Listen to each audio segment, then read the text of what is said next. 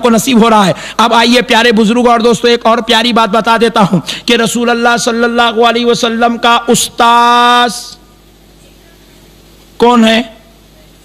इन लोग बोले है ही नहीं, हुजूर पढ़े ही नहीं, हुजूर को पढ़ना आता ही नहीं। और हद तो ये कर दिए, नहीं है बोले तो फिर भी प्रूफ कर सकते थे है बोल के, मगर हद ये कर दी है। एक मौलाना अपनी किताब में लिखे हुजूर सल्लल्लाहु अलैहि वसल्लम उर्दू सीखने के वास्ते देवबंद को आए। अरे लो, गम्मत की बात है। देखो, मजाक की भी एक हद होती नहीं भाई, झूठ की भी एक हद होती, बगैर हद के हैं ये। अल्लाह माफ करे। अल्लाह महफज़ना मिन कुल्ली बलाई दुनिया व अज़ाबिल आखिरा। तो अब हुआ क्या? हुजूर का उस्ताद कोई क्यों नहीं है, और अगर है तो कौन है? प्यारे बुजुर्ग और दोस्तों देखो, अब अगर मैं उस्ताद बन जाऊं कर्नाटक के चीफ मिनिस्टर का, इख्तियार है, यूट्यूब पे भी डाले तो कुछ भी नहीं होता, मिसाल देने के लिए बोला जा सकता है।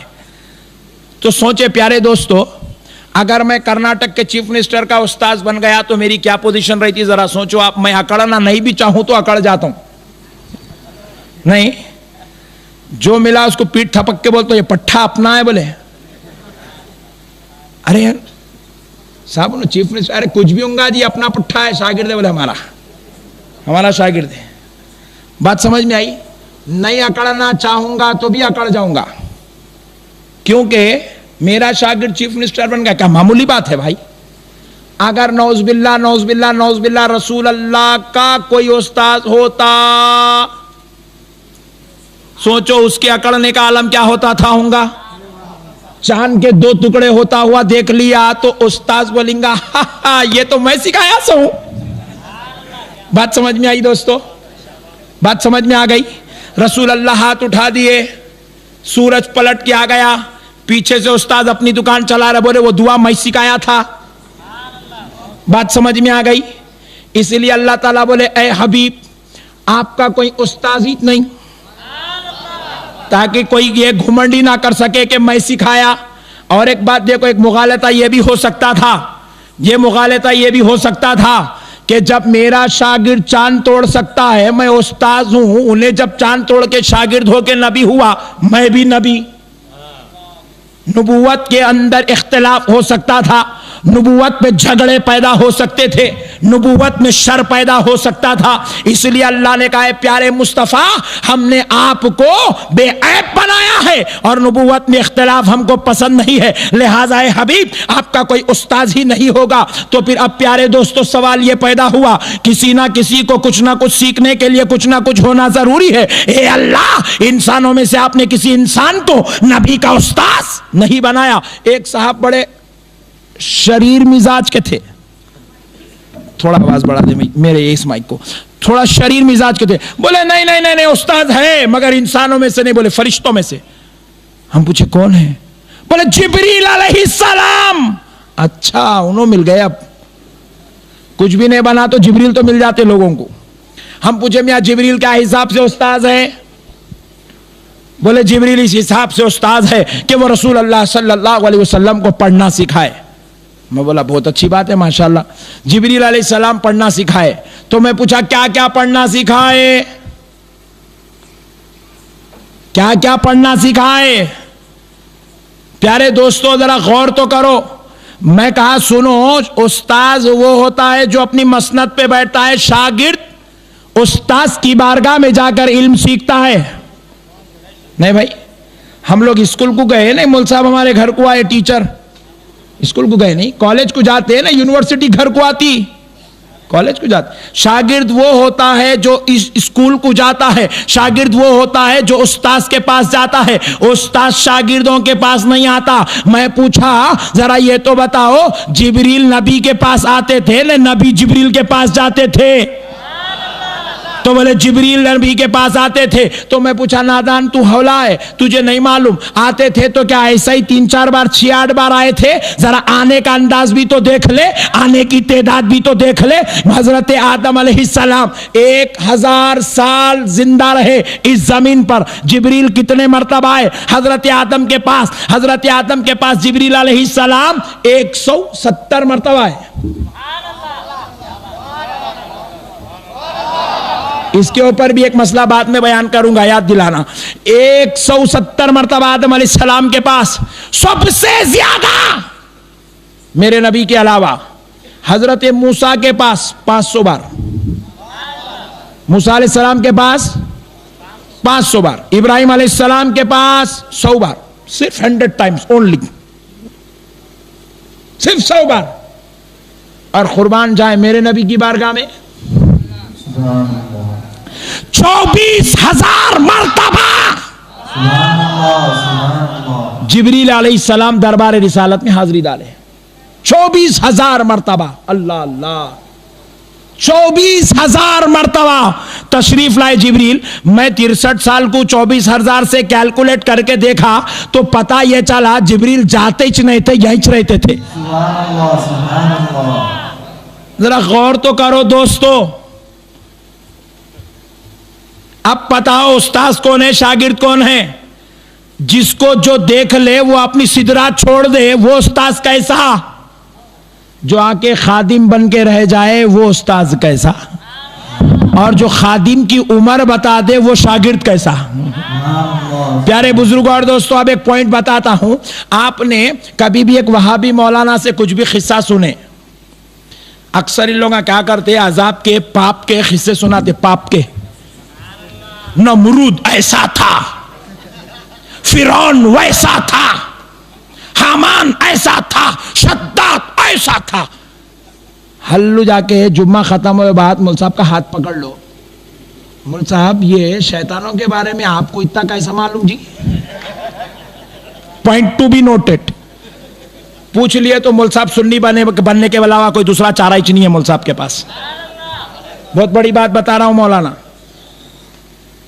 मुल साहब फिरौन के बारे में आपको इतना कैसा मालूम, जबकि फिरौन का जिक्र कुरान में इतना तफसील के साथ तो नहीं है। इतने खतरनाक कामा करा था।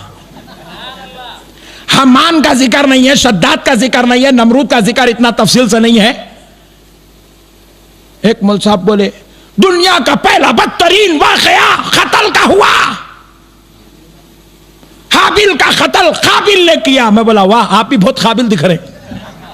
आपको कैसा मालूम हाबिल मरा और काबिल मारा, आपको कैसा मालूम।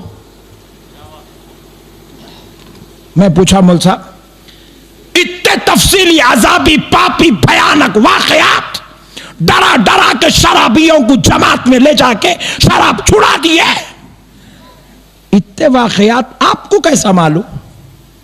मैं पूछा मुल साहब क्या कुरान में है। नहीं है। आपको कैसा मालूम। बोले हमारे जमात के अमीर साहब बोले। मैं पूछा अमीर साहब को कैसा मालूम। उनके दादा अमीर बोले। उनको कैसा मालूम। मुसन्निफ ने जो किताब लिखा उस मुसन्निफ ने बताया। उनको कैसा मालूम। बोले हजरत उमर ने बोला। उनको कैसा मालूम। बोले प्यारे मुस्तफा ने बोला है। मैं बोला दीवाने पहले ही नाम लेता तो किस्सा खत्म था, अमीर साहब कन से आ रहा।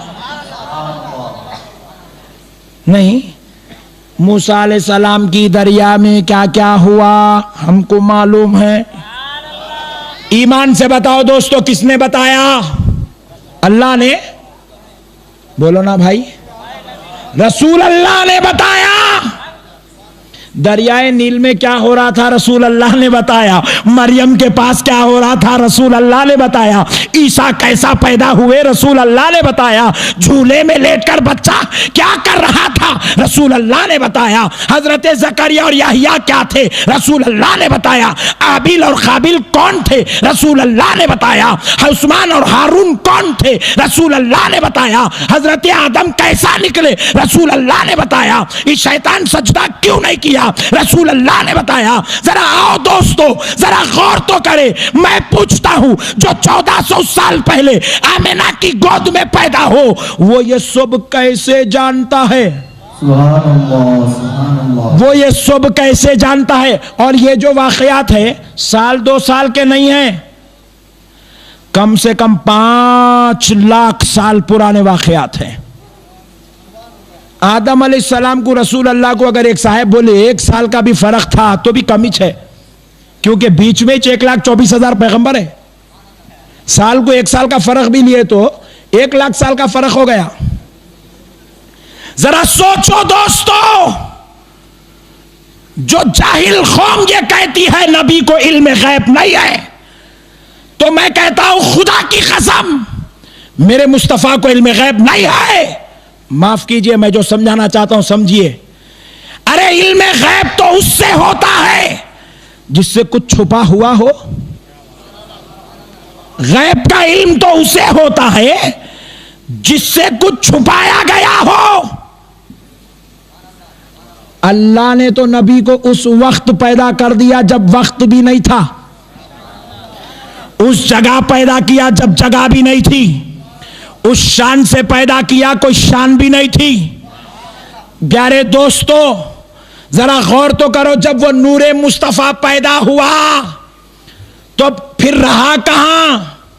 मुहद्दिस दक्कन अब्दुल्ला शाह साहब क़िबला रहमतुल्लाह अलैह फरमाते हैं अल्लाह ने एक नूर का कमरा बनाया, उसका नाम मिसबाह रखा।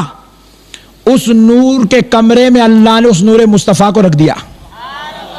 वो नूरे मुस्तफा वहां बैठ के सब देख रहा। आदम अलैहिस्सलाम जा रहे, हाबिल काबिल को कत्ल कर रहा है, मूसा अलैहिस्सलाम दरियाए नील से गुजर रहे हैं, दुआ ये कर रहे हैं, उनकी उम्मत में ये वाक़या हुआ, ईसा की उम्मत में ये वाक़या हुआ, मरियम के साथ ये हालात हुए, उनके साथ वो हालात हुए। ये गैब का इल्म नहीं है, ये इल्म ज़ाहिर है। नूरे मुस्तफ़ा सब देख रहा है, सब देख रहा है। जब जिस्म का लेकिन जिस्म पहनकर, जब जिस्म बशरियत का जिस्म पहनकर वो नूर आमिना की गोद से आया तो सहाबा के सामने सब सुनाने लगा कि मैंने एक बार ये भी देखा था, मैंने एक बार ये भी देखा था, मैंने एक बार ये भी देखा था, मैंने एक बार ये भी देखा था। तो प्यारे दोस्तों क्या पता चला? मेरे नबी का इल्म इल्म गैब नहीं, जो कुछ भी है वो इल्म जाहिर ही है। कोई चीज भी सरकार की जात से छुपी हुई नहीं है दोस्तों। आज समझने की जरूरत है। लोग